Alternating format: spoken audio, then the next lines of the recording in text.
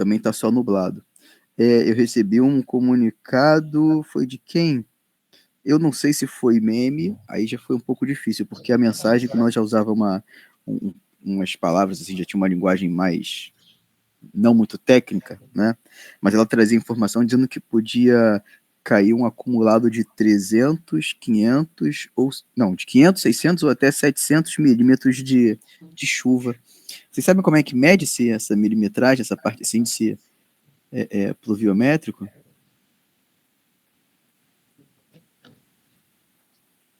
Não faço ideia. É pluviométrico mesmo, né?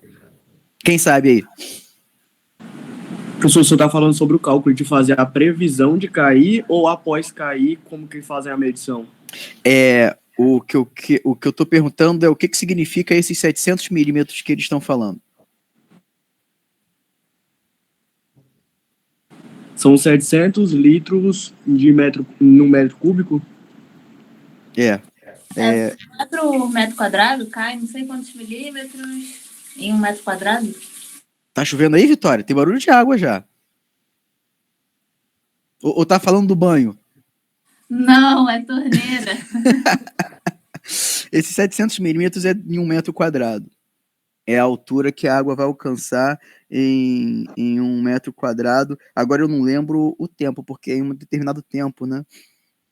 Então, 700 milímetros de altura em 1 metro quadrado é água pra caraca. Por isso, todo esse alarde, essa preocupação em relação, né, à tempestade que está chegando aí.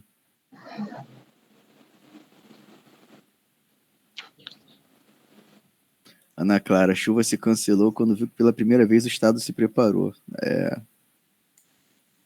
Mas a previsão parece que ia ser a pior chuva do Brasil. Tem uma estimativa assim. Então, por isso que o estado ficou tão preocupado e passou esses avisos todos.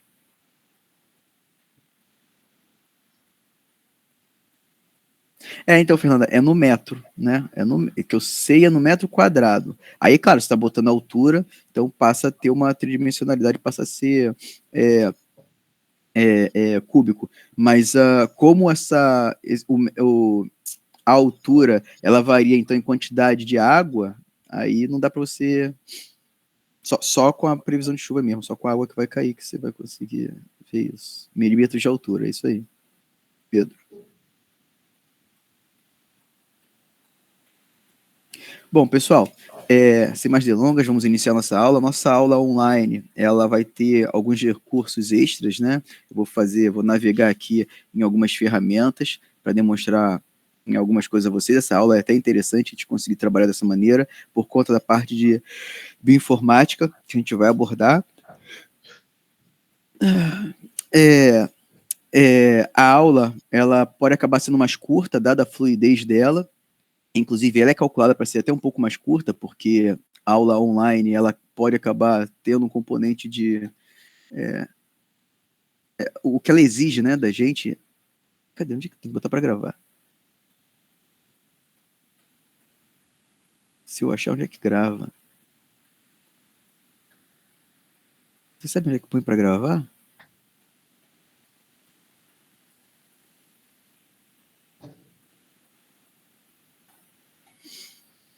Apresentação permitir...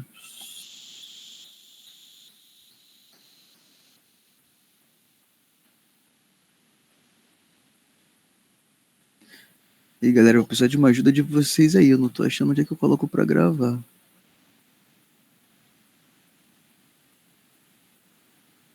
Vê ali nos 3 pontinhos, professor. Vê se é ali.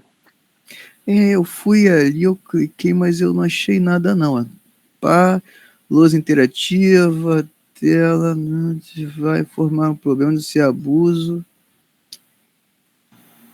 Ali, professor, no gravação indisponível, provavelmente não vai dar para gravar a aula. Nossa, passei direto, não tá marcado. Por que eu não tenho permissão para gravar? Normalmente quem tem permissão para gravar é quem tem conta premium no Google. Não, mas essa conta aqui é a conta da Unirio. E a da conta da Unirio, ela permite. Por acaso, Infelizmente, essa não permitiu, né? Uma pena. por acaso algum de vocês tem aí ó, essa possibilidade de gravar? Porque pode ser que alguém da plateia tenha. Checa aí se vocês conseguem gravar. Professor, só se a pessoa gravar através de um aplicativo fora da plataforma e grava a tela normalmente. Não, porque... Eu tô. Desculpe, eu tô gravando no OBS. Não, então, pois é, porque eu já dei essa aula uma vez em outra turma e também para mim não estava conseguindo, mas um aluno tinha essa opção. Por isso que eu estou perguntando se parece para algum para você, se aparece para algum de vocês.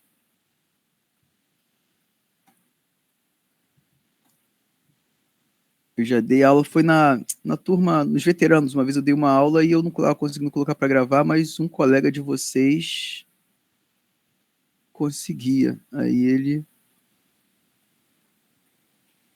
Aqui não tá aparecendo, não. enviar ações de conferência.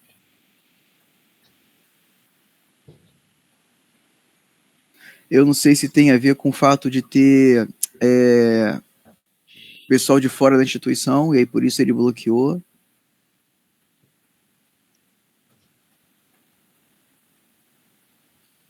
Tô vendo aqui na propriedade do...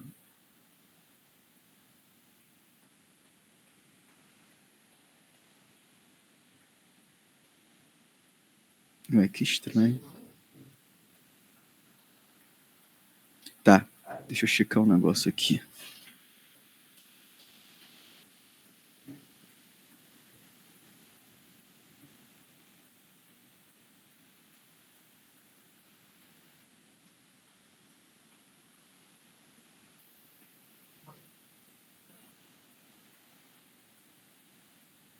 Gente, o Unirio não me deixa gravar nada, não. Por isso eu conseguia criar uma outra conferência, uma só eu, nada.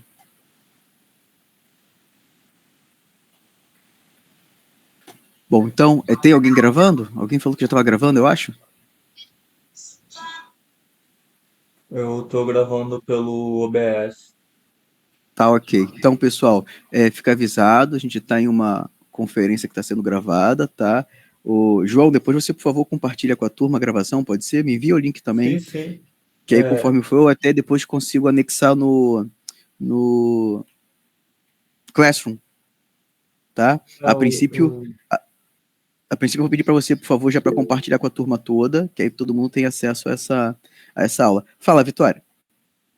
Alan, esse Classroom, você sabe quem vai criar? Porque a gente já está em alguns Classrooms, mas que são de matérias específicas. O Classroom do módulo, do período, sei lá, de todas as matérias ainda não foi feito, se eu não me engano.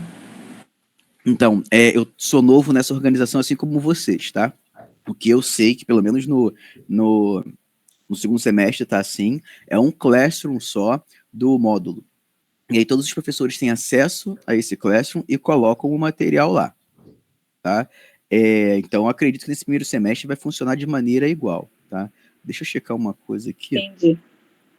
Porque Beleza. eu fui adicionado, inclusive, ao Classroom do segundo semestre recentemente. E aí eu lembro que eu perguntei do primeiro semestre e o Henrique, ele me falou...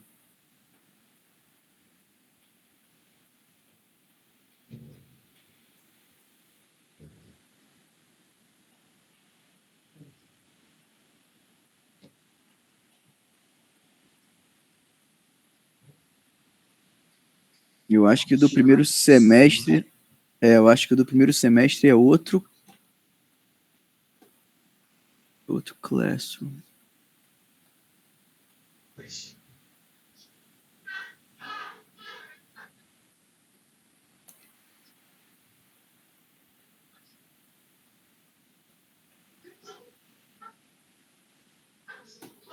Então, assim, o que eu recebi foi convite no segundo semestre, um Classroom por módulo.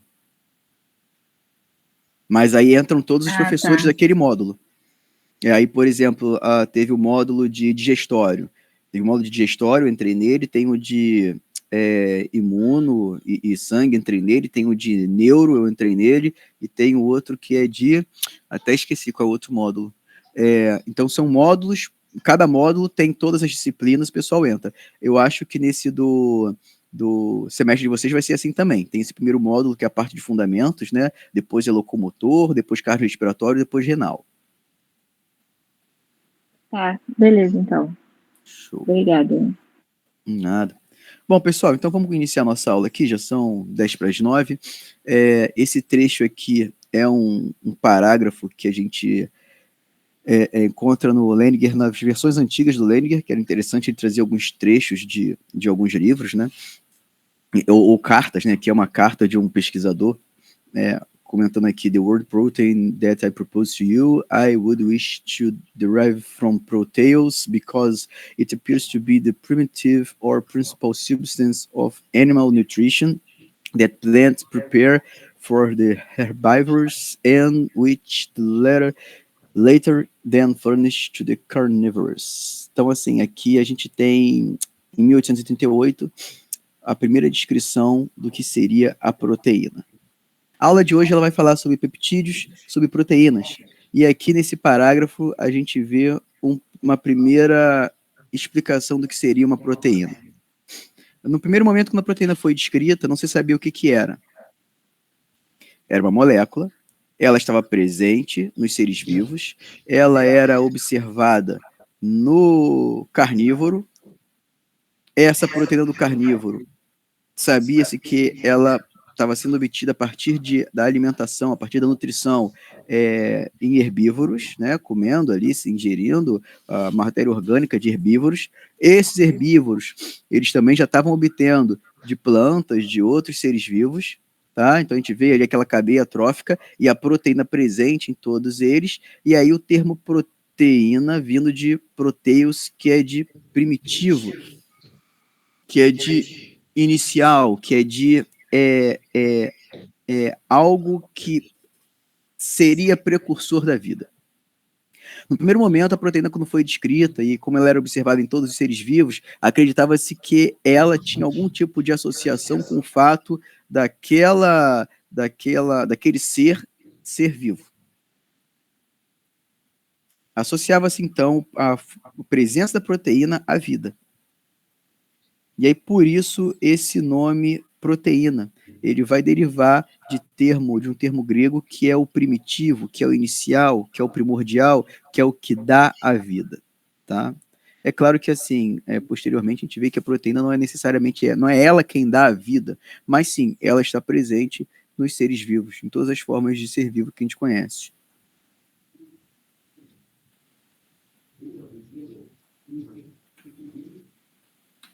Bom, nessa aula, então, a gente vai falar sobre proteínas e peptídeos, a gente vai falar sobre o que são essas proteínas, né, o que são as proteínas e peptídeos, a diferença entre eles. Existe uma diferença entre proteína e peptídeo, que a gente faz uma distinção, tá? Nós vamos falar sobre os níveis estruturais, nós vamos falar sobre as estruturas, né, como nós identificamos, né, as estruturas e as diferenças nesses níveis. A gente vai falar também uma parte sobre funcionalidade de proteína. Depois nós vamos falar ali sobre métodos de estudo de proteínas. Tá? Então, primeiramente aqui, a gente volta naquele de peptídeo que a gente já comentou, né, do aspartato com a fenilalanina. A gente já comentou bastante sobre ele, sobre o aspartame. Ele é uma molécula que a gente utiliza muito como exemplo quando a gente vai iniciar, né, o estudo de peptídeos, por conta da ligação peptídica que existe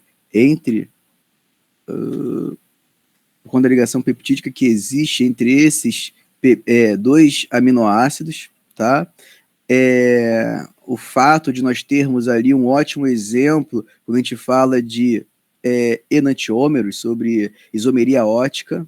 É uma molécula que acaba sendo empregada no nosso dia a dia em vários produtos que nós consumimos. E, além disso tudo, é uma molécula que apresenta uma alteração. Então, nós temos não só o caráter de ligação de aminoácidos formando o peptídeo, como nós temos um peptídeo que sofreu uma alteração. E essas alterações elas podem ocorrer, né, nas proteínas, nos peptídeos, para que aquela molécula consiga exercer a sua função. Tá? Então, é por isso que eu acho que eu estou trazendo, é a terceira vez que eu falo dele em aula. Por aí. Se não é a terceira, é a segunda. Eu sei que eu falei na aula passada, quando a gente estava falando sobre peptídeo, sobre aminoácido, ligação. Eu não lembro se a gente falou na primeira. Então, ele acaba caindo com uma luva. É um exemplo muito bom. Então, a gente falou na primeira também, quando a gente falou de enantiômeros, sobre estereoisomeria, então já falamos nessa parte de L e de L. E aqui, se ele for um destrógeno, ele, ao invés de apresentar o gosto doce, vai ser amargo. Né? Aqui a gente já falou também dele da forma de peptídeo, 2 aminoácidos ligando um no outro. Então eu tenho aqui aspartato, aqui eu tenho fenilalanina. O aspartato, aí pessoal, prática em aula. Como é que eu vou definir aqui o aminoácido? O que eu tenho de estrutura de aminoácido? Aqui eu tenho o meu carbono alfa, ele está ligado ao hidrogênio. Aqui seria a carboxila, como tem uma ligação de peptídica, né? Uma ligação peptídica, a hidroxila que estaria ligada ali, ela saiu junto com o hidrogênio que estava ligado ali, que saiu e formou água, tá? Então essa aqui seria a parte da carboxila. Aqui está a parte da amina e aqui está o radical. O radical do aspartato, também chamado de ácido aspartico. Ácido porque ele tem aqui uma carboxila, um ácido carboxílico no radical. Tá? Então nós temos aqui um aminoácido aspartato. Aqui nós temos a fenilalanina. Cadê a fenilalanina aqui? Carbono alfa, hidrogênio. Aqui nós temos a amina fazendo a ligação com a carboxila, por isso que ela perdeu um hidrogênio. Aqui nós temos o que corresponderia à carboxila, só que aqui tem uma ligação éster com uma metila, então teve uma modificação. E aqui nós temos o radical. O radical da fenilalanina é característico apresentar que ele apresenta, né, esse anel aqui, esse grupo aromático, né, esse anel aromático. Então, num simples olhar, a gente consegue identificar todos esses elementos que caracterizam o aminoácido, o outro aminoácido que tem uma alteração. A gente sabe que é um aspartato, a gente sabe que é uma fenilalanina. Alan, eu não decorei cada aminoácido de acordo com o radical. Não, você não decorou. Mas você sabe que esse aqui pertence a qual grupo de aminoácidos? Com esse radical? Aromáticos. Aromáticos. E esse aqui pertence a qual grupo de aminoácidos? Polares com carga. Polares com carga? Negativa, perfeito. Se por um acaso esse OH ele tivesse com o hidrogênio ligado, a qual grupo esse aminoácido pertenceria? Sem carga? Não. Continua sendo aos negativamente carregados, tá? A maneira como a gente está escrevendo aqui não vai mudar o grupo dele. Então é importante que vocês vejam como ele tem uma carboxila e ela pode agir como ácido ou como base, e ela pode assumir a forma ionizável assumindo a carga negativa, independente se ela está CO- ou se ela está COH, esse aqui ele é carregado negativamente. Tudo bem? Professor, mas e a amina ali do lado que está com carga positiva? A classificação dos aminoácidos é de acordo com o radical. Ah, lembrei. Obrigada. Tá? Isso, então é de acordo com o radical. Inclusive porque aqui você pode pegar esse dipeptídeo, digamos que ele tenha uma outra ligação com outro aminoácido aqui. Se ele tiver uma ligação com outro aminoácido aqui, não interessa, não vai ter mais carga. A amina vai estar nesse formato aqui, nessa forma aqui, que é uma amida, né? Aqui Tá bem, obrigada. Nada. Então a classificação que a gente está falando, ela é só em cima dos radicais. Tá?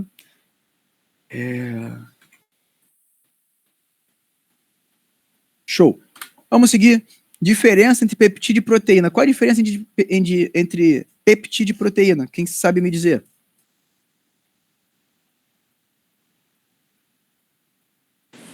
A quantidade de aminoácidos ligados? essa é a explicação fácil. Tá? Essa explicação inicialmente foi uma convenção que foi adotada. Peptídeos eram cadeias polipeptídicas pequenas e proteínas eram cadeias polipeptídicas grandes, tá? Quem falou foi a Ana Paula? Isso. Então a gente tinha essa distinção, ok? E aí utilizava-se, né, o termo até 100 aminoácidos é um peptídeo, acima de 100 aminoácidos já é uma proteína. Tá? Essa distinção não é que ela não se use, mas ela tem algumas falhas, porque você vai encontrar algumas moléculas classificadas como proteínas com menos de 100 e alguns peptídeos passando ali dos 100, passando um pouquinho, tá? São poucos, não são muitos, mas o que a gente vai trabalhar aqui de diferença, principalmente, é que os peptídeos são moléculas biologicamente ativas. Então, como peptídeos, nós vamos encontrar hormônios. Hormônios como gastrina, glucagon, leptina, ocitocina, bradiquinina, são hormônios que têm um papel biológico ativo de sinalização, tá? De promover de desencadear alguma resposta celular, ok? Então, peptídeo, eles sim, são cadeias pequenas, em geral, com menos de 100 aminoácidos e que são biologicamente ativos. Já as proteínas, elas são maiores, nós vamos passar dos 100, elas não são necessariamente biologicamente ativas, quer dizer, a presença daquela proteína naquele meio não significa que aquela proteína vai desencadear uma resposta. As proteínas, elas podem ainda ter mais de uma cadeia polipeptídica ligada. Enquanto que o peptídeo é só aquela moleculinha, a proteína ela pode ser ali 2 cadeias de polipeptídeo, 3 cadeias de polipeptídeo, 4 cadeias de polipeptídeo que estão interagindo entre si, ligadas por forças de Van der Waals ou pontes de hidrogênio, não são ligadas por ligações peptídicas, tá? Cada cadeia dessa de peptídeo é uma cadeia de proteína que está inovelada e aí interage com outra cadeia de polipeptídeo, formando então ali um dímero de cadeias de polipeptídeo que tem ali alguma interação fraca, mas que, como são várias interações, acabam formando ali aquele dímero. E aí essa proteína vai exercer seu papel como uma enzima, por exemplo, catalisando algum tipo de reação química de hidrólise, por exemplo,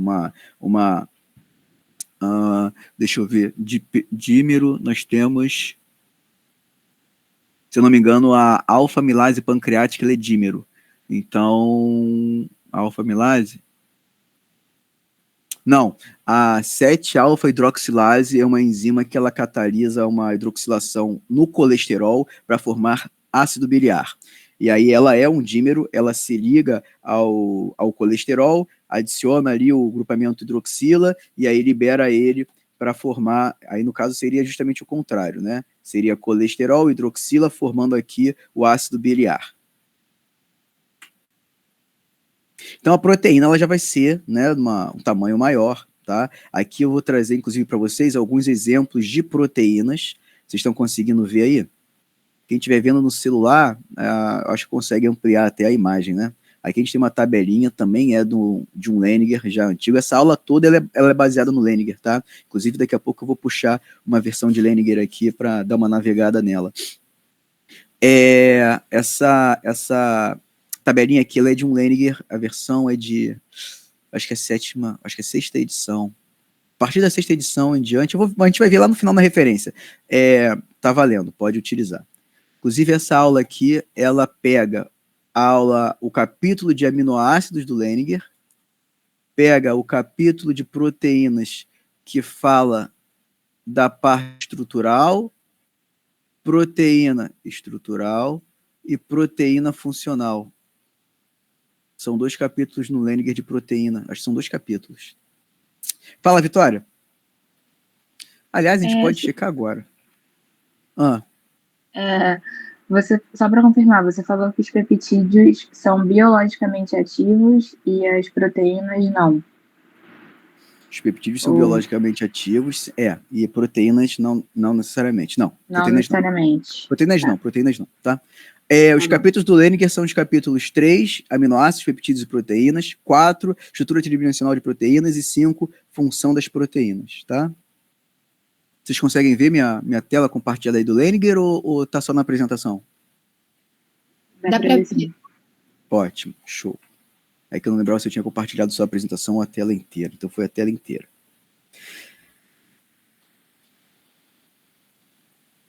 Bom, e aí voltando aqui. Esse Lehninger aqui que eu mostrei para vocês é o 8ª edição, tá? Esse é a 8ª edição. Aquela imagem, se eu não me engano, ele é o da 6ª edição.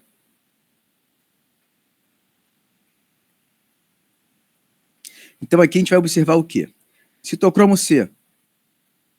Citocromo C é uma proteína. Ela tem ali 104 resíduos. O que são os resíduos?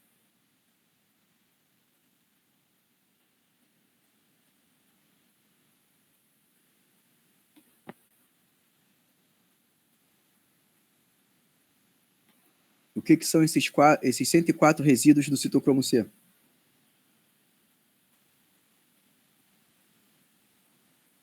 Luana perguntou se são as ligações. Não. Isso, são os aminoácidos, Luana, é isso mesmo. Então, a gente está falando de proteína, peptídeo.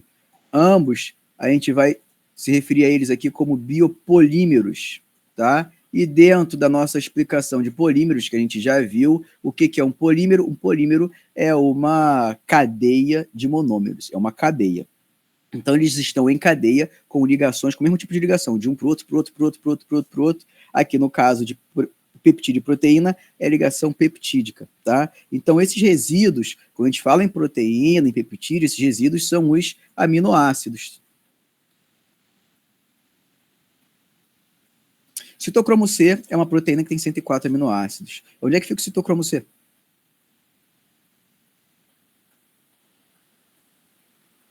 Na mitocôndria? Na mitocôndria, perfeito. Citocromo C é uma proteína que a gente vai encontrar na membrana interna mitocondrial, tá? Participa ali da cadeia transportadora de elétrons, a gente vai falar inclusive dele mais para frente, quando a gente vai falando de produção de ATP, de energia.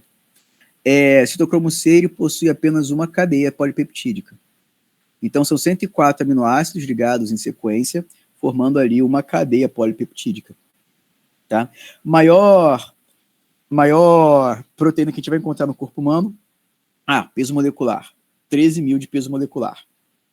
A maior proteína que a gente vai encontrar no corpo humano é a proteína titina. Tá? A titina, ela é uma proteína que a gente vai encontrar na musculatura, tá? Lá no sarcômero. Ela tem 26.926 aminoácidos, um peso molecular de 2.993.000. Quantas cadeias? Em uma única cadeia. É uma cadeia polipeptídica com esses aminoácidos todos. Isso para ela poder exercer a função dela. Por outro lado, se a gente comparar aqui com, vamos ver aqui, hemoglobina. Vamos continuar trabalhando com proteínas humanas, tá? Aqui tem um exemplo de uma proteína de E. coli, já vamos falar dela.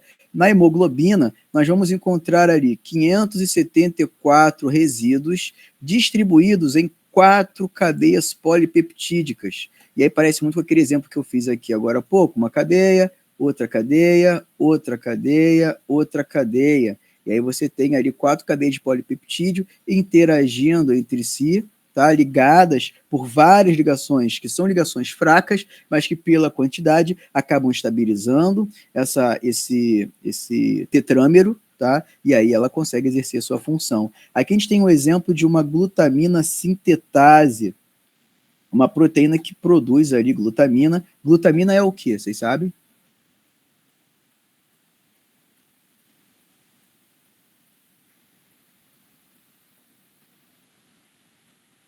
eu sei que tem gente que toma glutamina. Agora, dizem que ajuda na imunidade, não? As coisas assim. Dentro do nosso tema de aula e das moléculas que nós estamos falando, Vitória, a glutamina, ela é um aminoácido. Então, aqui a gente tem a E. coli, dentro da E. coli, uma proteína, uma enzima que produz aminoácido. Eu estou falando aqui de E. coli na maior intimidade. Quem não tem intimidade com E. coli terá que criar. O que é E. coli?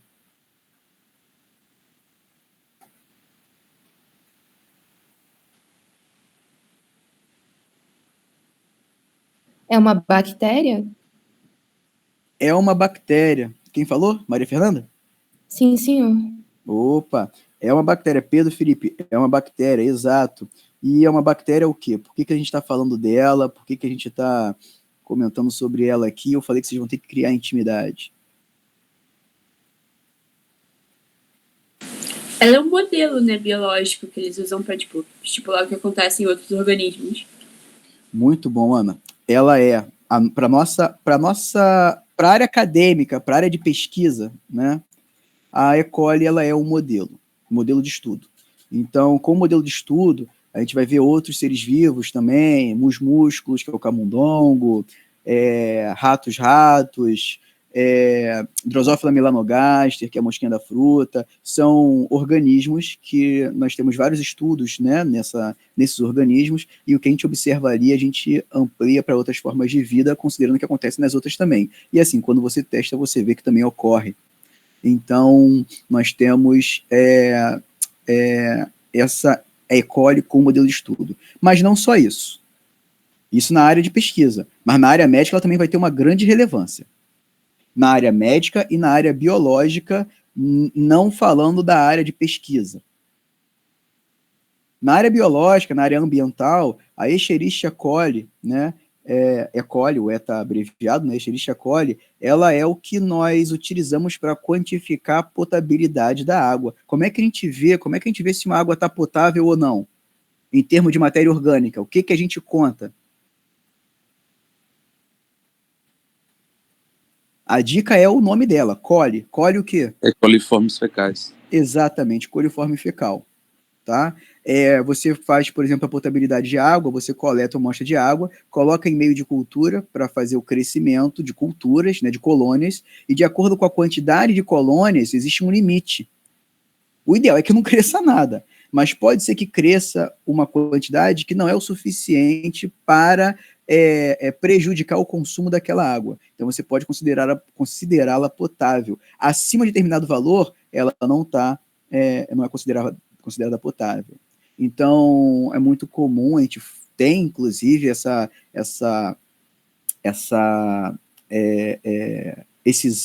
análise feita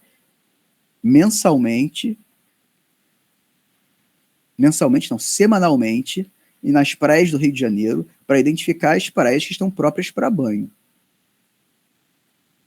Eu agora não lembro. Alguém conhece o site em que aparece isso? Eu não lembro agora qual é o site, mas a gente tem ali, dá para fazer o acompanhamento. Cadê? O acompanhamento dessa potabilidade nas diferentes praias do Rio de Janeiro.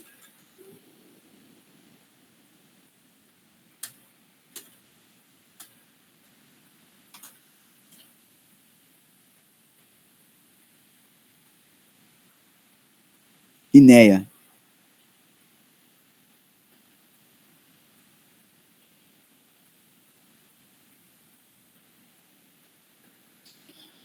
Ah, 2024. Tá aqui. Então a gente pode vir aqui, Balneabilidade Rio de Janeiro. Ele vai dar o boletim de balneabilidade do INEA. A gente dá uma olhada lá no Rio de Janeiro. E aí aqui tem o histórico de boletins divulgados, né, dos anos, vamos de 2024. Ele vai jogar aqui num PDF, e aqui a gente começa a ver, em vermelho não está próprio, em verde dá para tomar banho. Então a gente tem aqui janeiro, né, as semanas, já estamos em semana 18 de março, então a gente tem aqui em própria para banho, Sernambetiba, e aqui embaixo, Praia de Botafogo e o Flamengo, em frente à Correia Dutra. A cada semana eles fazem uma análise dessa água para poder indicar se está própria para banho ou não, tá? Há rumores de que algumas praias, que aí você vai olhar assim, porra, mas essa praia nunca está própria para banho, essa praia é cadê? Arpoador, não, qual é? Praia da Urca. Pô, a Praia da Urca tá sempre suja, como é que eles podem estar botando própria para banho? Há aí uma hipótese de que algumas praias que são turísticas, pontos turísticos, eles acabam, né, tem uma pressão política para dizer que está própria para banho, para não afastar turista. Mas, né, aí fica na confiança ou não do órgão que está fazendo a análise, tá? Isso na área ambiental, tá? Mas a E. coli também vai ter uma relevância médica. Qual é a relevância médica da E. coli?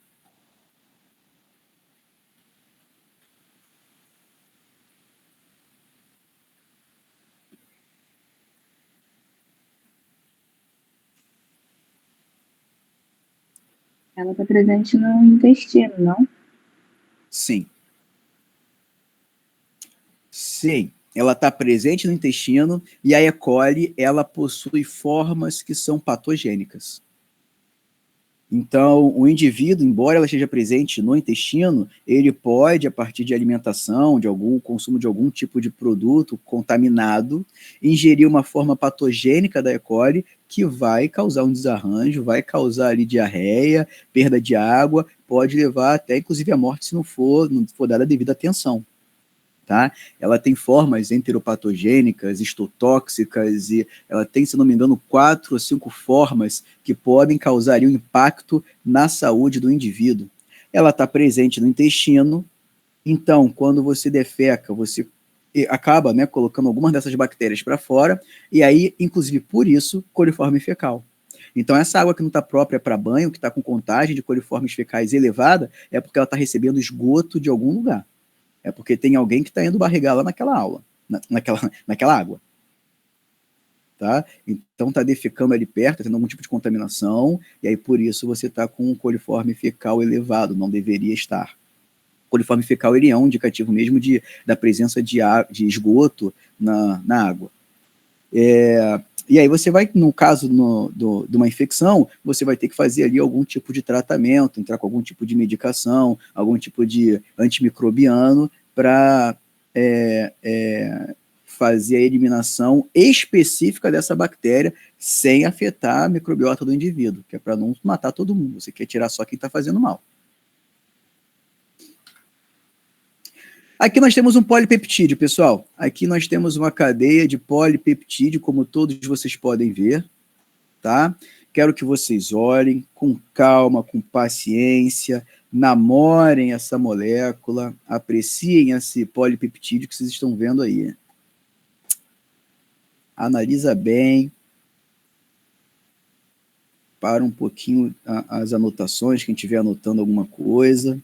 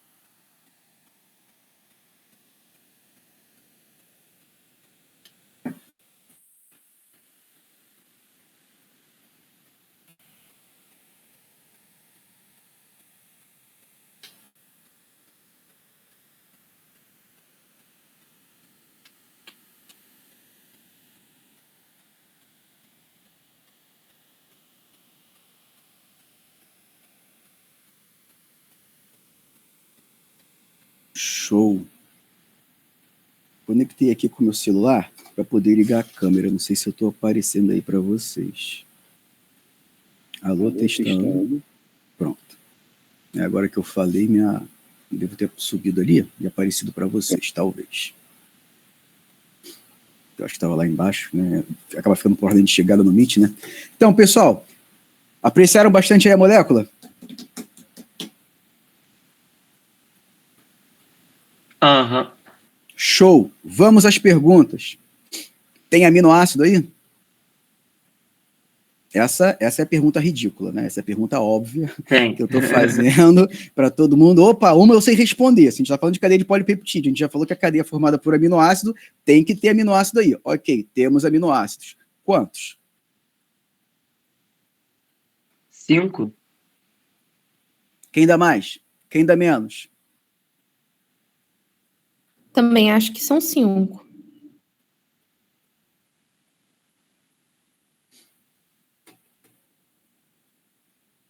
Pô, professor, vou votar no 5 também. Show! 5 aminoácidos, beleza. Antes de dar a resposta, como é que vocês, foi Arthur, Felipe e foi Maria Fernanda que falaram 5 aminoácidos? Eu não vi quem foi a menina. Foi Maria Fernanda? Fui eu, sim. Show! Então vamos continuar na ordem. Arthur, como é que você contou? Eu olhei o carbono alfa. Carbono alfa? Isso, fui contando Show. por eles. Então, carbono alfa. Maria Fernanda, como é que você contou? Eu também, fui do mesmo jeito. Perfeito. Felipe, como é que você contou? Foi a mesma coisa, professor. Show de bola. E onde é que está o carbono alfa aqui? Indiquem para mim, então, qual é o carbono alfa aqui que vocês contaram. São os carbonos que não estão nem pintados de vermelho nem de amarelo. Pô, ótimo. Tá, então a gente... Menos a carboxila lá no final. Ótimo, é porque eu ia agora fazer, né? Eu ia agora dar uma alfinetada lá, tá bom. Então, seria esse aqui, esse aqui, esse aqui, esse aqui e esse aqui. Show, legal. Então nós temos o carbono alfa, então a partir da estrutura que a gente estudou de aminoácido, nós temos o carbono alfa ligado a um hidrogênio, a uma amina, ao que deveria ser aqui uma carboxila e a um radical. Não é uma carboxila porque aqui nós temos o quê? Uma...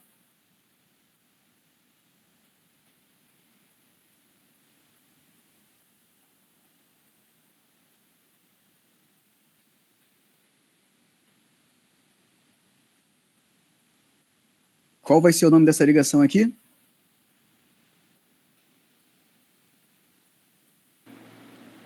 Peptídica.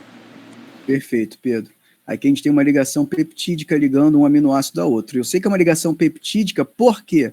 Porque eu vi que essa estrutura aqui é uma estrutura de um aminoácido, eu estou vendo que essa também é uma estrutura de um aminoácido, carbono alfa ligado a um hidrogênio, nitrogênio, carboxi, e aqui o que seria um radical.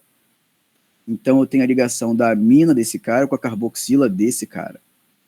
Então tem aqui uma ligação peptídica. Tá? E aí segue carbono alfa, aqui carbono alfa, também carboxila, amina, hidrogênio radical, carbono alfa, carboxila, amina, hidrogênio radical, carbono alfa, carboxila, amina, hidrogênio radical.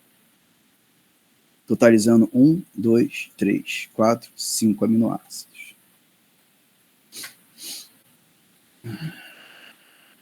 Que aminoácido é esse aqui?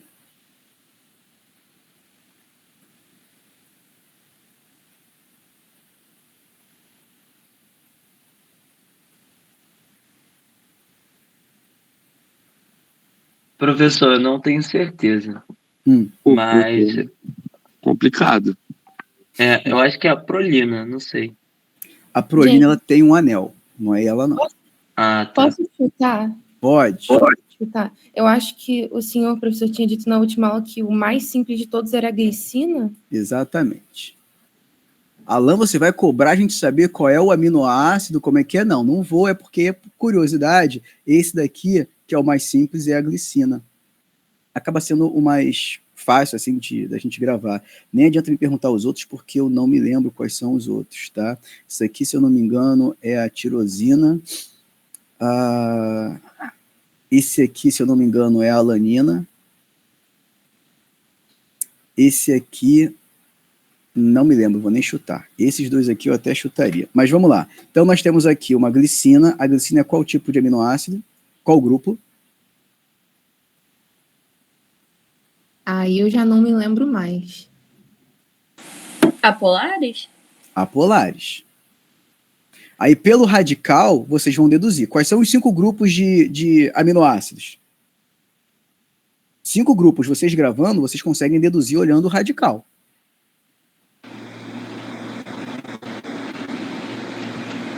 Quais são aí os 5 grupos de aminoácidos? Apolares. Os alifáticos apolares, né? Aromáticos. Aromáticos. Polar com carga positiva. Polar com carga positiva. Polar com carga negativa. E polar com carga negativa aí? Polar sem carga. Polar sem carga. Perfeito. Então, vamos embora. Esse aminoácido aqui é o quê?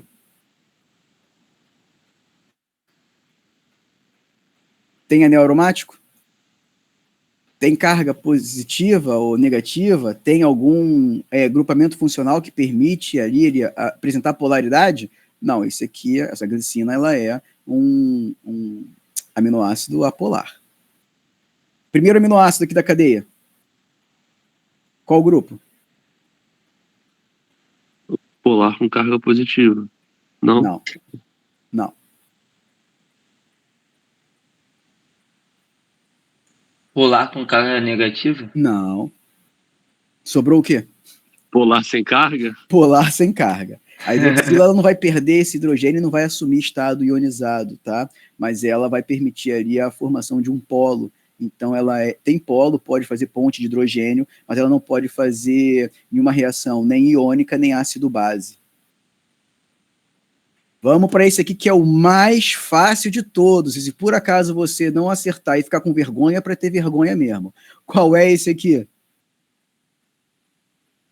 Aromático. Show. Aqui a gente tem um aromático. Perfeito, Bia. Aromático. Aqui. Apolar. Apolar. E aqui? Também. Também apolar. Muito bom. Aqui, inclusive, a gente vai observar que nós temos uma prevalência de aminoácidos que têm características apolares, tá? Características hidrofóbicas. Pô, mas tem uma hidroxila ali. Sim, é uma hidroxila comparada com um anel aromático. Então, embora esse cara até consiga fazer ali uma ponte de hidrogênio com água, essa estrutura aqui de carbono, CH3, CH3, CH3, que é CH2, né? CH2, CH2, ela é CH, na verdade, 1, 2, 3 e o hidrogênio, CH. Ela é determinante ali de uma característica hidrofóbica. Então, como ele tem uma cadeia hidrofóbica, espera-se então que essa cadeia de polipeptídeo interaja com que tipo de molécula?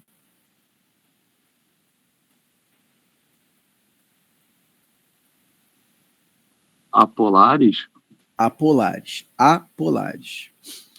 A gente tem apolar com apolar, polar com polar. Hidrofóbico com hidrofóbico, e solúveis em água, né? Como é que é? Hidrossolúveis com hidrossolúveis. Aí falhou aqui o hidrofílico. Hidrofílico, obrigado. Hidrofóbico com hidrofóbico, hidrofílico com hidrofílico. Tá?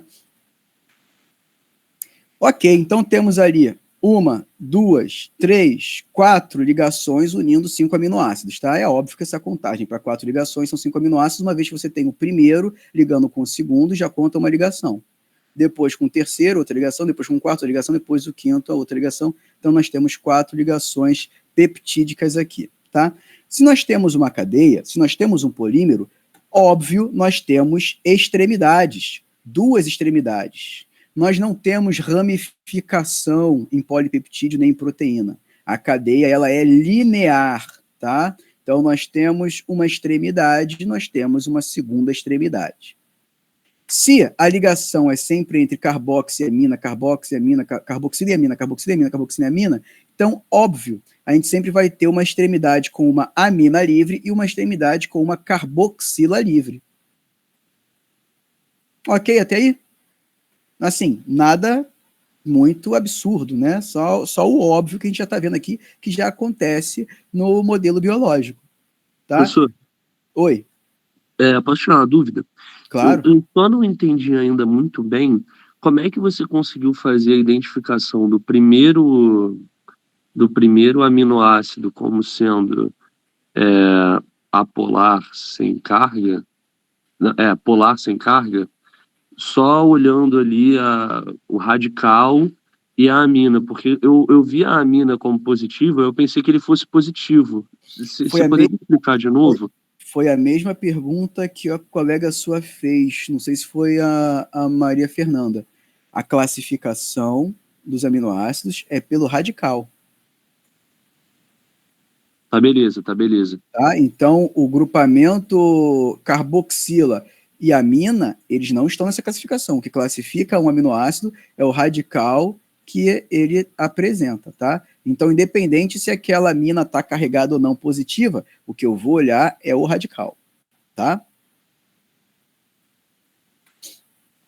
E aí, então, voltando, nós temos duas extremidades, a extremidade de amina e a extremidade de carboxila, tá? Por convenção, uma dessas extremidades é a extremidade que inicia a proteína. Toda vez que a gente fizer uma referência a um peptídeo, a uma proteína, a gente fala, o resíduo, aqui nós temos 5 aminoácidos. Então, o resíduo 5, quem é o resíduo 5? É esse cara ou é esse cara? É esse cara aqui.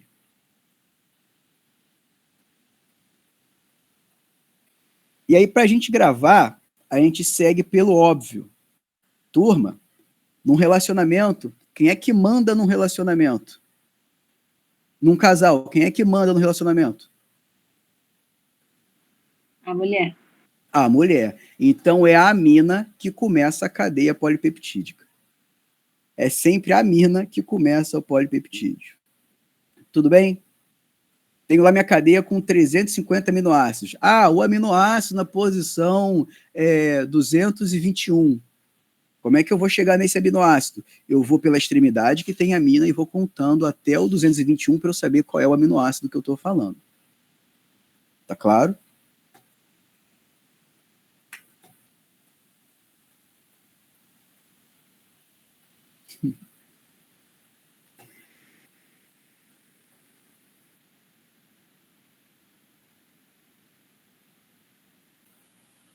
Show. Então, nós temos aqui a cadeia polipeptídica. Alan, mas existe alguma situação que a gente vai contar a partir do carboxy? Se você fizer referência, né, na hora que você estiver explicando, é o terceiro aminoácido pela extremidade carboxy. Então, ok, você começa a contar daqui e chega no terceiro aminoácido. Agora, se você não está fazendo nenhuma referência, você parte do princípio de que a amina, né, a extremidade aminoterminal, a extremidade aminoterminal é a que tem o primeiro aminoácido. E a carboxiterminal é a que tem o último aminoácido. Tá? Pois não.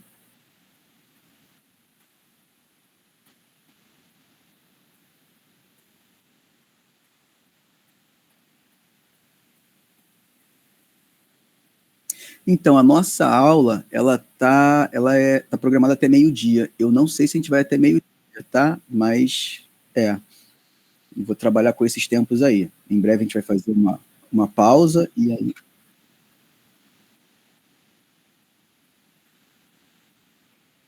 Uhum. Olha, como você que está fazendo a gravação, se você quiser fazer uma pausa, a gente espera aqui você fazer o reinício da gravação. Tá? Então, ok.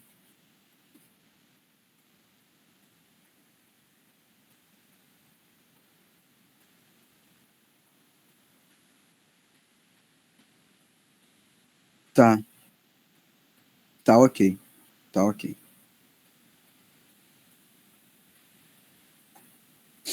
Bom, aí aqui só mais uma coisa interessante de se falar, né, que a gente já comentou, só para frisar, porque a gente vai voltar a falar nisso, nós temos aqui, vou fazer sinais diferentes. Nós temos aqui, né, não, mais não vai ficar legal. nós temos aqui radicais que têm características diferentes, e por ter características diferentes, eles vão fazer com que aquela porção, né, da molécula tenha uma certa interação. Aqui são apolares, e aqui nós temos uma parte que pode interagir com moléculas, com moléculas polares, né? Aqui polar, aqui apolar.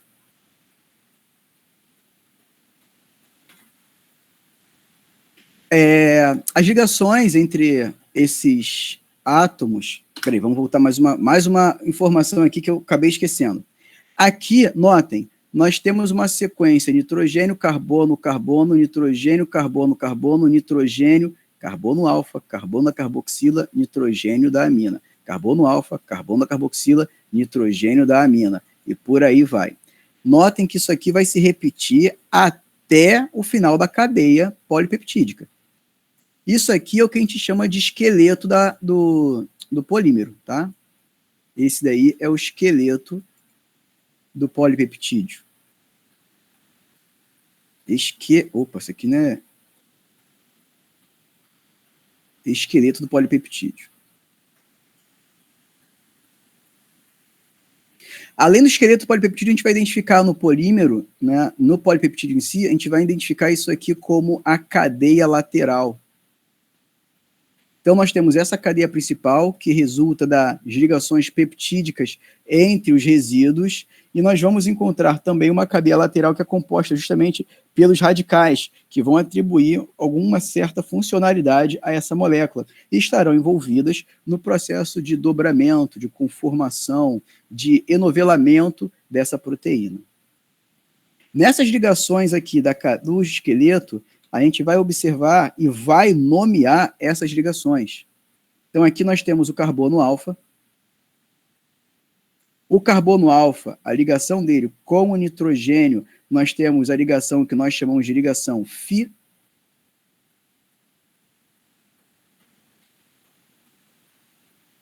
Inclusive aqui, deixa eu fazer uma correção, porque está errado.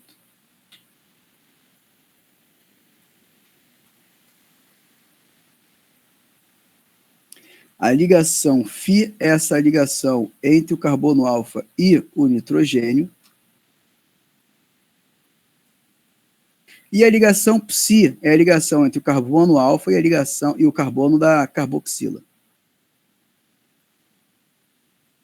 Tá?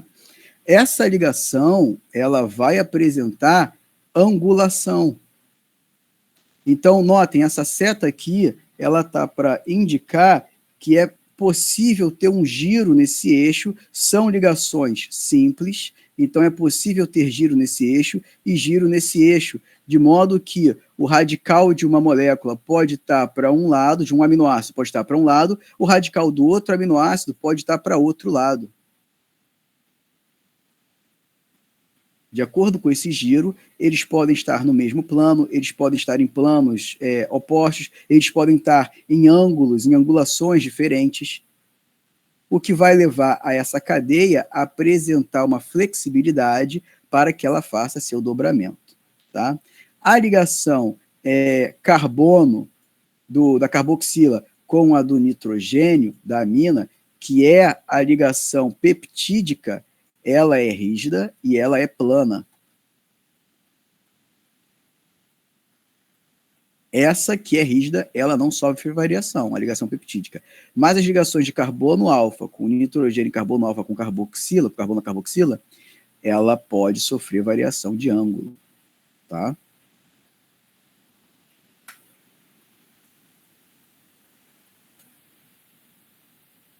Isso aqui vai ser importante quando a gente estiver falando de estrutura secundária. A gente vai comentar de novo sobre essa estrutura nos diagramas de Ramachandran.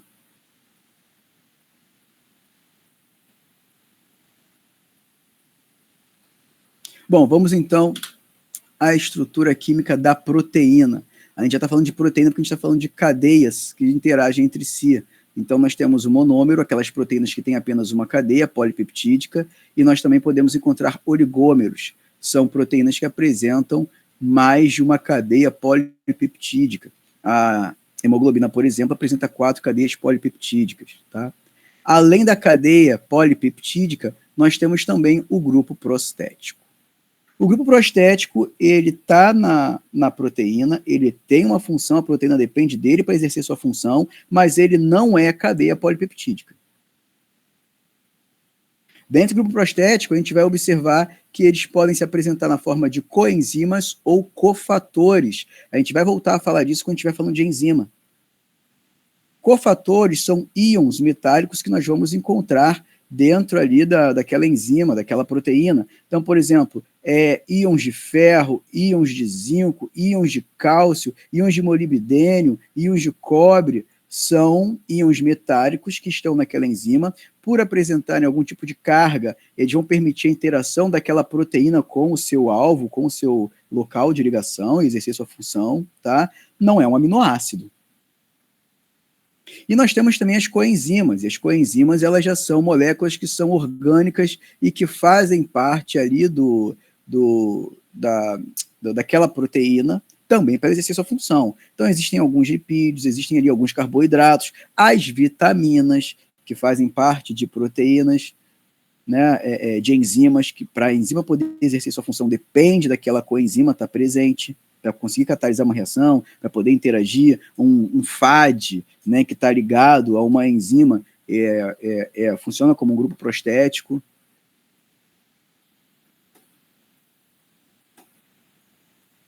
Esses são os grupos prostéticos. Então, a cadeia polipeptídica é a cadeia de aminoácidos ligados por ligações peptídicas. Grupamento prostético são moléculas que estão ali naquela proteína, fazem parte dela, mas que não necessariamente, mas que não são cadeia peptídica. Então, em biologia celular, não sei se vocês já viram citoesqueleto, tubulina. A tubulina ela tem um local de ligação com GTP. GTP é uma molécula energética, assim como o ATP. Então, ele está ali ligado e ela depende dele para poder fazer a polimerização e formar o microtúbulo, né? A tubulina alfa e beta, elas se ligam, formam um dímero, ele depois tem que ligar dímero em dímero para poder formar essa estrutura de citoesqueleto. Ela precisa estar ligada a GTP, então o GTP está entrando nela para poder exercer sua função, funciona como um grupo prostético, ele tem uma funcionalidade ali, tá? Bom, a gente vai passar agora aqui pela estrutura e função de proteínas. Vamos começar pela parte estrutural. Aqui nós temos um modelo mostrando uma estrutura quaternária de proteínas. Então nós temos aqui em cinza, em azul, cadeias polipeptídicas. Em vermelho tem algum tipo de grupo prostético que está inserido, que está ligado nela, tá? Então, nós temos 1, 2, 3, 4 cadeias polipeptídicas formando essa proteína.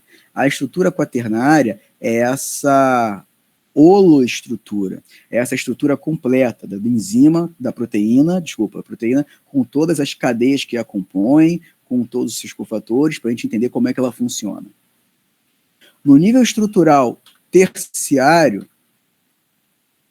a gente vai observar a estrutura de apenas uma das cadeias polipeptídicas.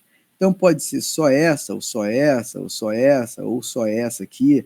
Então, depende de qual é o tipo de subunidade daquela proteína que você está analisando. A estrutura terciária ela vai estudar apenas a cadeia polipeptídica, mas a cadeia polipeptídica inteira, de sua extremidade carboxiterminal até a sua extremidade aminoterminal.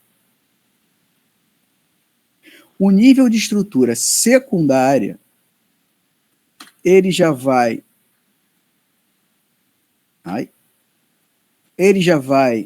ser um nível de estrutura, um nível de observação, de estudo, de identificação de estruturas tridimensionais que estão ocorrendo por conta da interação de um aminoácido com um aminoácido adjacente.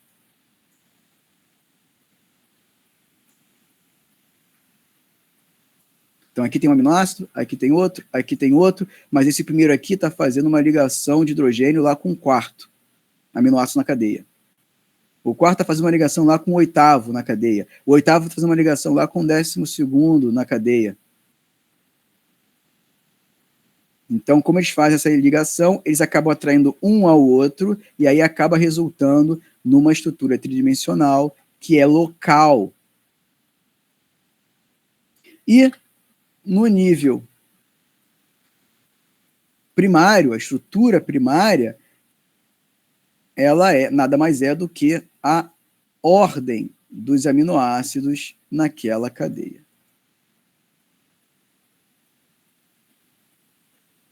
A gente vai passar agora por cada um desses níveis estruturais. Ok?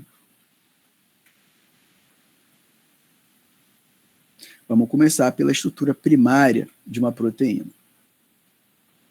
A estrutura primária de uma proteína, ela é definida pela ordem dos aminoácidos que estão ali, aquela sequência de aminoácidos, tá? Então, nós temos aqui, por exemplo, lisina, lisina, glicina, glicina, leucina, valina, alanina, histidina.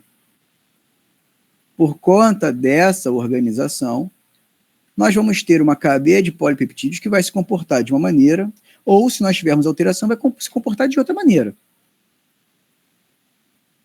Então, a gente viu lá naquele primeiro esquema, eu chamei a atenção, tinha um aminoácido que tinha carga e ia interagir com uma molécula polar, e nós tínhamos uma sequência ali de 4 aminoácidos que são apolares e vão interagir com moléculas apolares. Se você muda um desses aminoácidos para polar, você já não consegue ter o mesmo efeito de interação.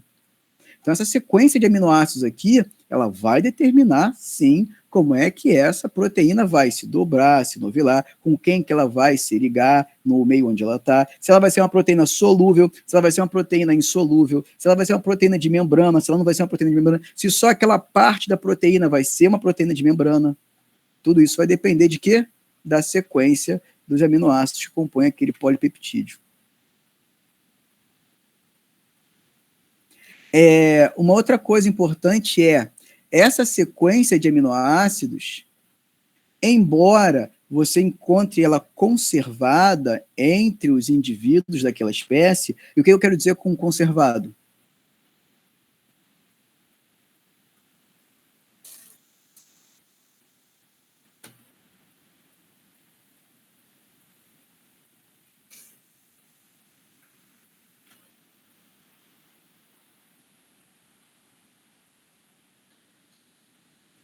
O que eu quero dizer com conservado?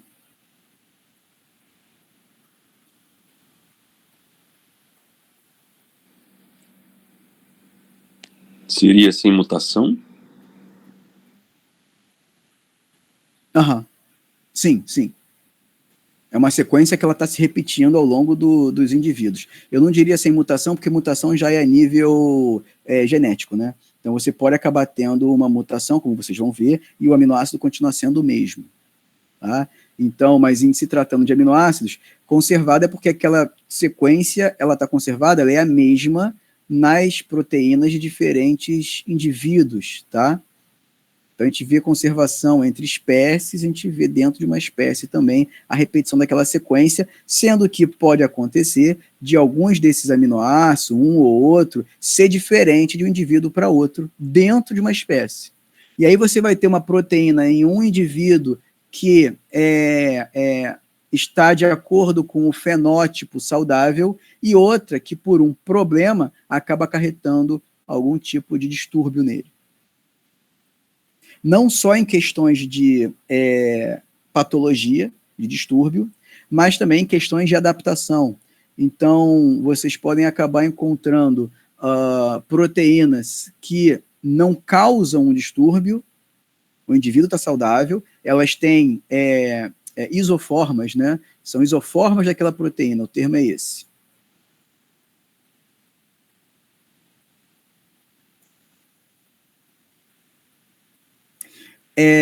Mas que aquela que tem alteração, ela não causa uma patologia, mas tem uma alteração na adaptação do indivíduo ao ambiente.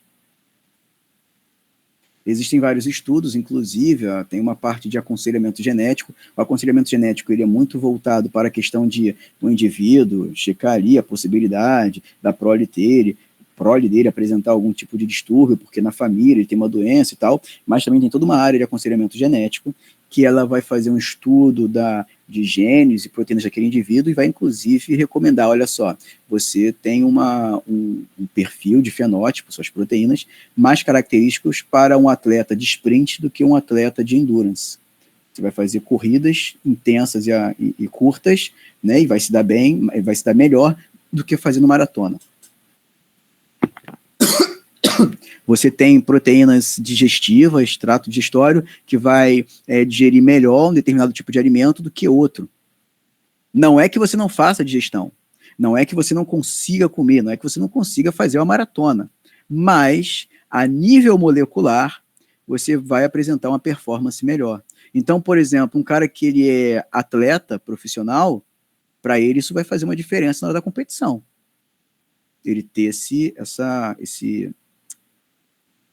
essa vantagem, né, a nível molecular. Grupos estéticos são partes da proteína, Luana, que a proteína precisa poder exercer sua função, mas que não são a cadeia polipeptídica. Então é uma vitamina, é um íon, é algum tipo de molécula, tá, que está ali na composição dela. Então a gente já comentou sobre os aminoácidos que compõem essa molécula, essa cadeia polipeptídeo, e aí, claro, a propriedade dele vai caracterizar o comportamento dessa proteína, tanto em relação a com quem ela vai interagir, como também na parte de pH e temperatura. Como vocês observaram lá naquela primeira molécula, vou até voltar nela. Com a formação da cadeia peptídica, com a formação do polipeptídeo, eu tenho apenas uma amina e uma carboxila expostas. Da cadeia principal, só uma amina e uma carboxila. Esses grupamentos funcionais, embora ionizáveis, eles não terão um papel tão significativo quanto cada um dos radicais, porque é um só. Se a gente falar, por exemplo, aqui da titina, titina tem 26 mil, quase 27 mil aminoácidos. São 27 mil aminoácidos. Quantas aminas livres de aminoácido ela vai ter da cadeia principal? São 27 mil aminoácidos. Quantos ela vai ter? Uma? Exatamente, só uma. E a carboxila? Uma também. Só uma também. Então, embora ela ainda apresente esse grupamento podendo se ionizar ou não, e esse se ionizar ou não, aqui no meio de radical, ela tem cerca de 27 mil radicais. Eles é que vão acabar determinando se ela vai interagir ou não com um meio, com uma molécula, com apolar, com polar, qual o pH de ionização dessa molécula toda, tá?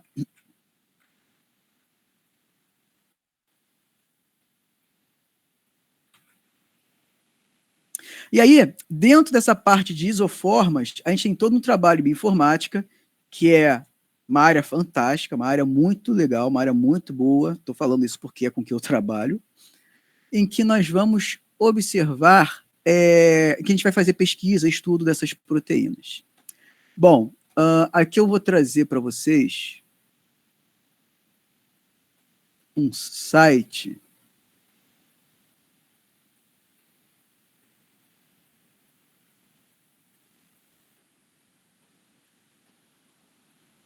que é o NCBI.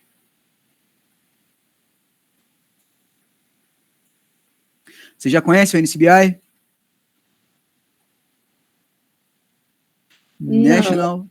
National Center for Biotechnology Information.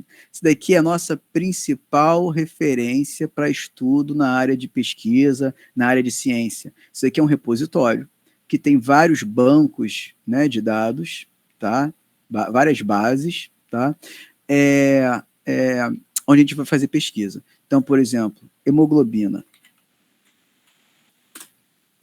Primeiro banco de dados que a gente vai ver aqui sobre hemoglobina não, tem que ser em inglês, né? Misericórdia, isso aí é tudo em inglês? Então, foi Maria que falou?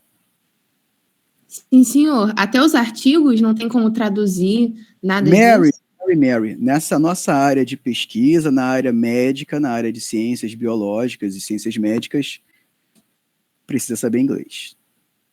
Tá, mas o problema é que Para mim, eu estava pensando, deve ter muito termo técnico, né? E aí a gente tem que traduzir isso, a gente tem que saber tudo, né? Então, mas aí na graduação vai ser esse momento em que vocês vão aprender isso. E se não conseguirem na graduação, na pós, porque em pós-graduação ainda sempre tem um exame de proficiência linguística, em geral em inglês, tá? Mas vai precisar aprender inglês. Tá certo, prof. Tá? Obrigada. A gente tem atualmente várias ferramentas, assim, é meio até triste até falar isso, né? Mas na minha época, a gente não tinha toda essa facilidade, mas hoje vocês têm ferramentas em inglês que estão até um pouco mais aprimoradas, tá? Ainda vão apresentar bastante erro aí para tradução, ferramentas de tradução. Ainda vão apresentar bastante erro aí, então é importante ter atenção, mas que elas podem facilitar. Tá bem, obrigada. Nada. Aqui no National Library Medicine, a gente tem esses bancos de dados todos. Na parte de literatura, a gente vai encontrar aqui um que é o PubMed, que é o de publicações, né, na área médica.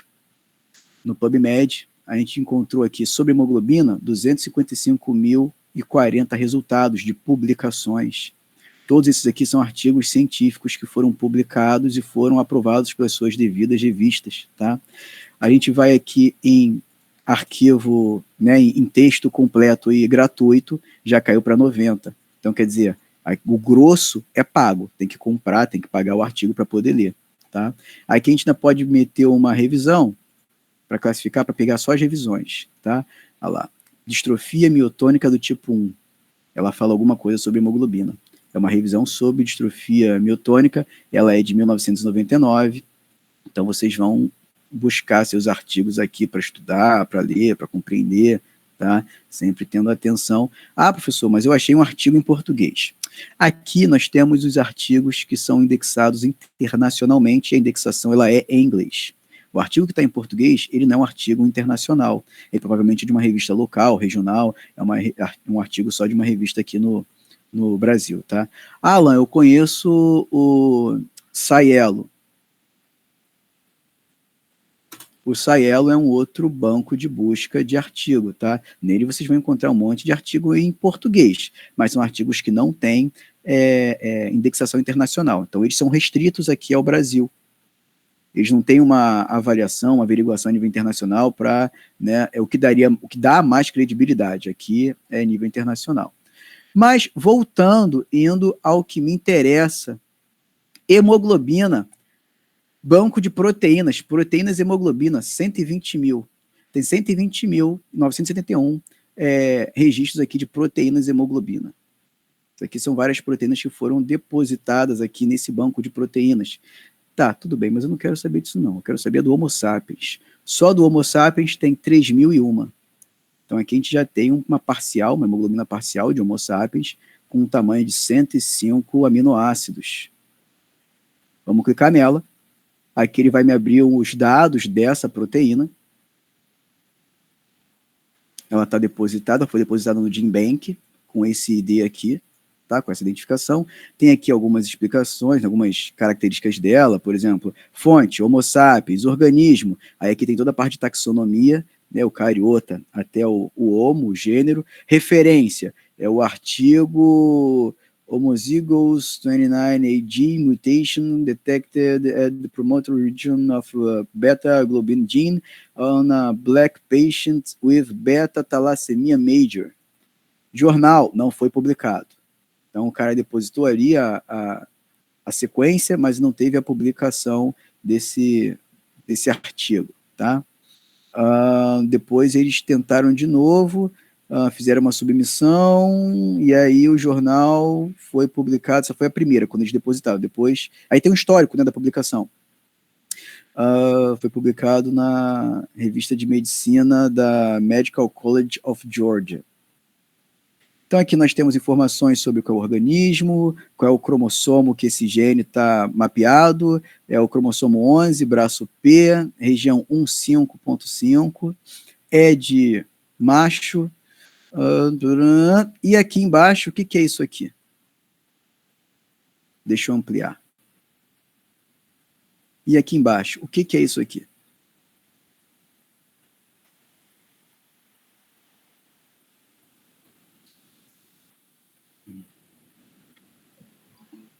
É erro de digitação, né? Foi um estagiário que caiu no teclado. Ele dormiu de tédio no meio da aula, é isso? Vocês sabem o que é isso aí.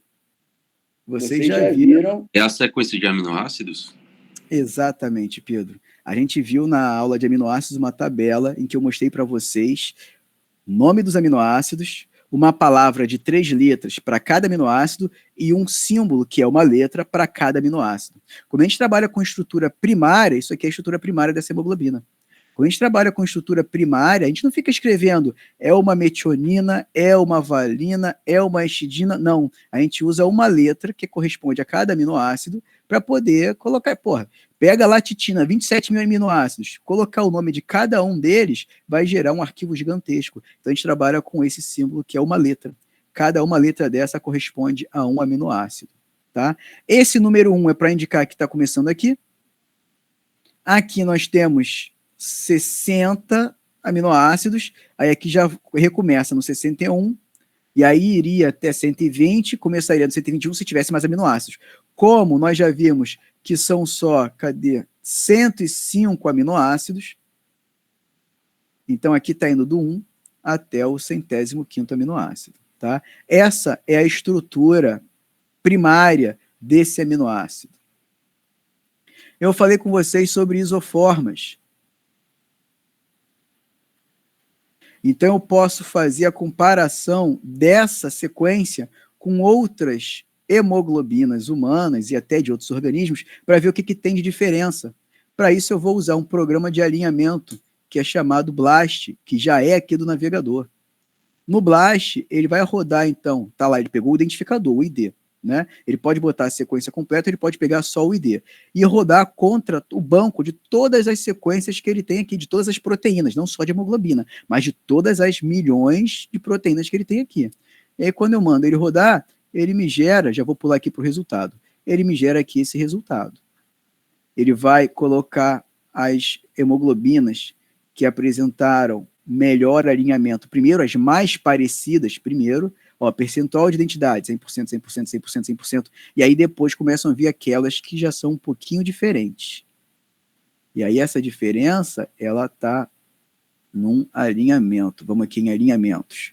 Vamos procurar uma que não deu 95%, que não deu 100%. Cadê?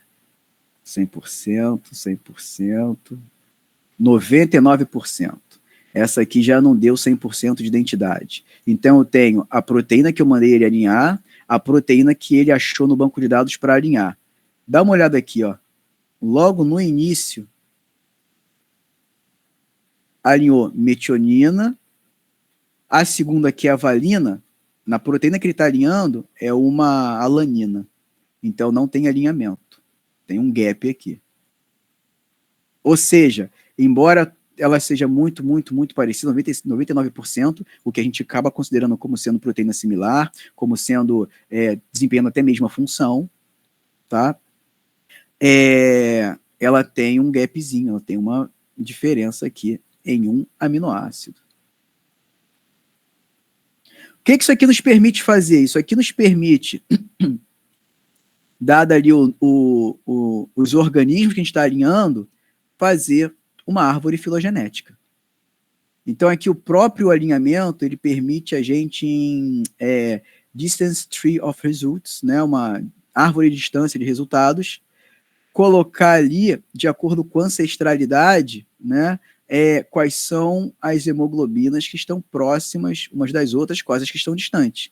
Então, aqui eu já tenho uma sequência de uma hemoglobina Lepore-Baltimore, de Homo sapiens, que está conectada a um ancestral. Esse ancestral, ele está conectado a todas as outras que alinharam. Então, ela está bem distante, filogeneticamente, das outras sequências. A minha, a que eu botei para alinhar, é essa aqui, Homo sapiens, que está destacada em amarelo, hemoglobina Homo sapiens. E aí, nesse meio do caminho, tem várias outras hemoglobinas não só de Homo sapiens, mas de primatas, né?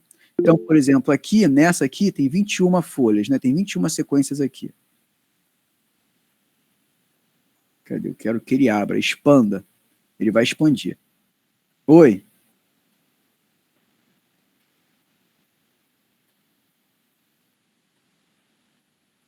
Pode. Aham, pode. Ok. Ok. Ok. Eu vou fazer o seguinte, a gente pode trabalhar da seguinte maneira também, João. Compartilhe comigo e eu subo ele no YouTube para vocês terem acesso e poderem ver. Aí vocês não precisam baixar a aula, mas vocês conseguem assistir por streaming. Mas de qualquer maneira, como ele vai ficar. Mas de qualquer maneira, como o arquivo vai ficar grande, vou fazer a pausa assim para você pausar a gravação, a gente faz em dois arquivos, tá? Show. Então, aqui, quando eu expandi aquela sequência, olha, eu tenho mais 21 folhas, né? Tem 21 sequências ali dentro, e mostrando a relação filogenética entre elas, né? Então, aqui eu tenho um ancestral comum entre todas essas aqui com essas aqui. Aqui eu tenho um ancestral comum entre essas desse lado e essas outras aqui. E quanto maior essa distância desse braço aqui,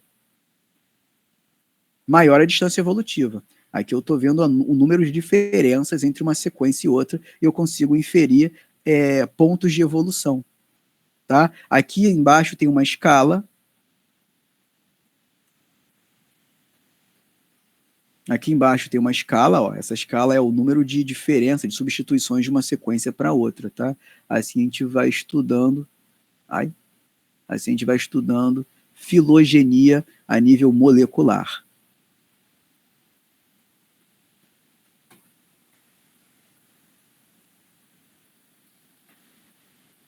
Bom, pessoal, então agora a gente vai entrar em estrutura secundária, vamos fazer uma pausa aqui, dá até para ir no banheiro, tomar um café, o João faz a pausa lá do arquivo, da transmissão, tá? A gente volta, eu não vou fazer uma pausa muito longa não, tá? Porque aqui ninguém vai ter que andar até a cantina para comprar alguma coisa para comer. Então, a gente vai fazer aqui em 10 minutinhos e a gente retorna, são 10h05, a gente volta 10h15. Tudo bem, ok? 10 minutos, tá bom? Beleza. Show de bola.